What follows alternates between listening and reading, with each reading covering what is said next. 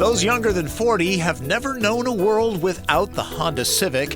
Hitting American streets in 1973, the first generation motored with 50 horsepower and 12-inch wheels. Hey, it was more than a foot shorter than the current Mazda Miata. Over the decades, it's grown large enough for family duty. The 10th Gen rides on an all-new platform. Compared to the outgoing model, it's about 3 inches longer, 2 inches wider, and an inch lower, but still weighs about 70 pounds less, the average weight of a fourth grader. Yeah, these are the things I look up. The new touring model has features Big Brother Accord didn't have a few years back. Things like adaptive cruise control, auto braking, and an aggressive lane keep assist system. Android Auto and Apple CarPlay too. All of this kit, including heated leather chairs and a 450-watt sound system, retails for $27,300 as tested. So did Honda skimp on something? Not power. 0 to 60 happens in just under 7 seconds, according to Car and Driver. That scoot comes from a 1.5-liter turbo motor with 174 horsepower and 162 pound-feet of torque. It drinks standard-grade gas, and hands stay clean on fill-up. The turbo is exclusively coupled to a continuously variable transmission that mercifully banishes most of the common elastic CVT dynamics. There's a sport mode, but no manual shiftability. One thing you'll notice right away, visibility in the Civic is terrific. The A-pillars are nice and slim. It's really easy to see out of this car. A camera mounted here activates when the right turn signal is used, revealing blind spot campers on the highway. It can be distracting in the city. One thing you'll notice, the chassis, very stout, very rigid. In hard cornering, you'll notice some understeer still. Civic handles pretty well. There's brake torque vectoring and some road feel. The only way you'll do better in class is Mazda 3 or the upcoming Civic Si. Civic is pretty comfortable and quiet, and let's face it, that's what most buyers are looking for here. The gauge cluster can be configured if you, say, want to check on your turbo boost.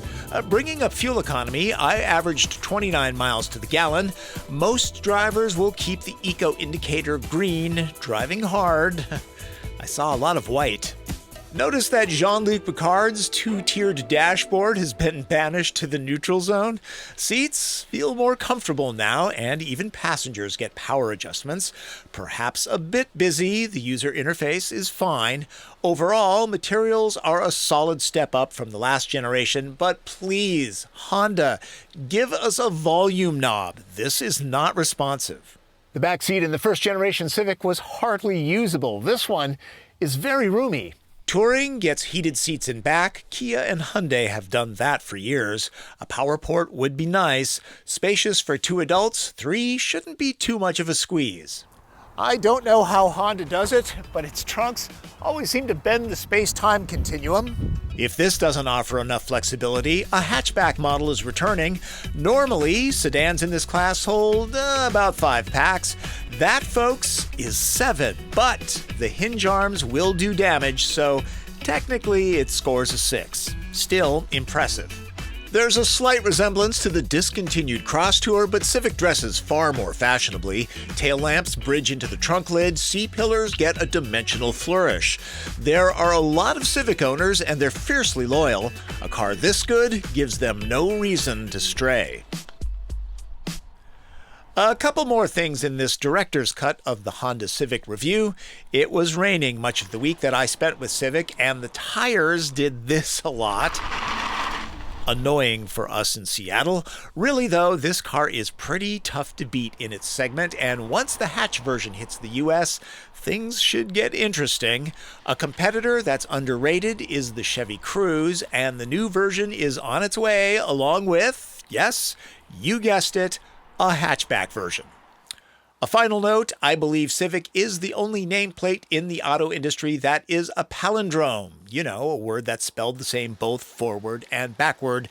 And no, numbers do not count. Neither does race car. Hope you found my look at the 10th generation 2016 Honda Civic informational and mildly entertaining. Yes, I really did learn how to drive a manual transmission in a first generation Honda Civic. You have to remember that back in the day, the Civic was a very weird looking car, very small, and nobody at Driver's Ed wanted to learn how to drive a manual transmission. I was all over it, and I thought the Civic was really cool, very, very different. I was into cars even back then. That's Driven. I'm Tom Voelk. Well, actually, I would have really rather drive a Firebird, but they didn't offer those.